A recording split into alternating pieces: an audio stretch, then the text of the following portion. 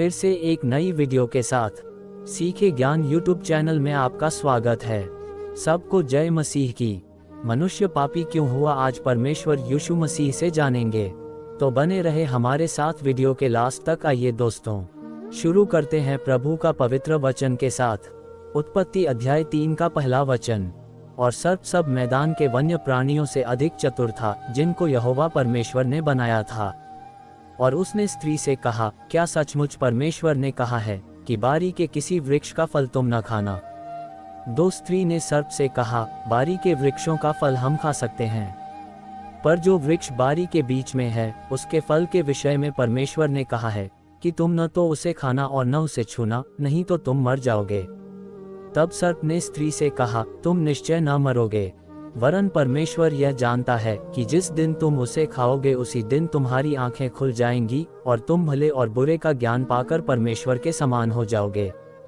जब स्त्री ने देखा कि वह वृक्ष भोजन के लिए अच्छा और देखने में मनभावना और बुद्धि देने के लिए चाहने योग्य भी है, तब उसने उसके फल में से लिया और खाया, और अपने पति को भी दिया, और उसने भी खाया।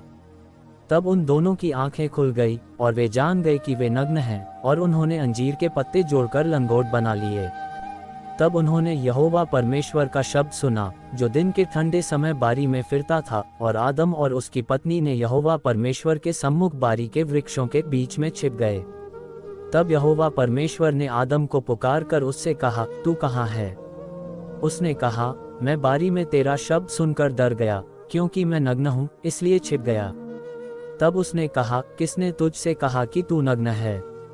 क्या तूने उस वृक्ष का फल खाया जिसके विषय में मैंने तुझसे आज्ञा दी थी कि तू उसे न खाना? आदम ने कहा, इस स्त्री ने, जो तूने मेरे संग रहने को दी, वह उस वृक्ष का फल मुझे दे गई और मैंने खाया।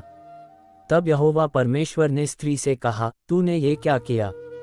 स्त्री ने कहा, सर्प ने मुझे धोखा दिया और मैंने खाया।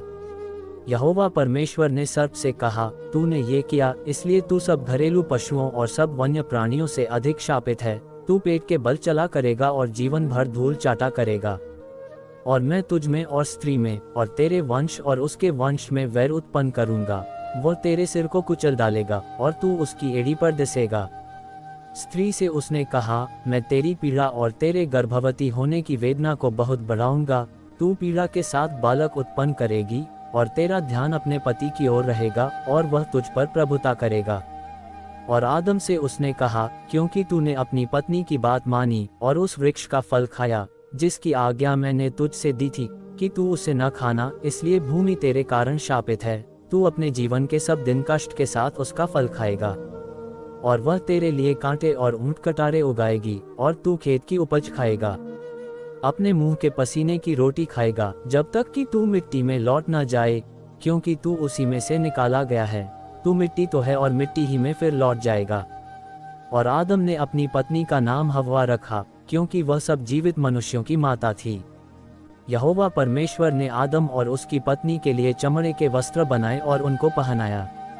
फिर यहोवा परमेश्वर ने कहा, देखो, मनुष्य भले और बुरे का ज्ञान पाकर हम में से एक के समान हो गया है, और अब कहीं ऐसा न हो कि वह हाथ बढ़ाकर जीवन के वृक्ष का फल तोड़कर खा ले और सदा जीवित रहे।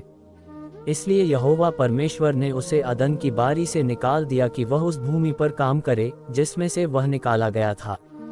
और आदम को निकालकर उसने अदन की बारी के पूर्व ओर करूबों को और चारों ओर घूमने वाली ज्वाला में तलवार को रखा कि वे जीवन के वृक्ष का मार्ग पहरे।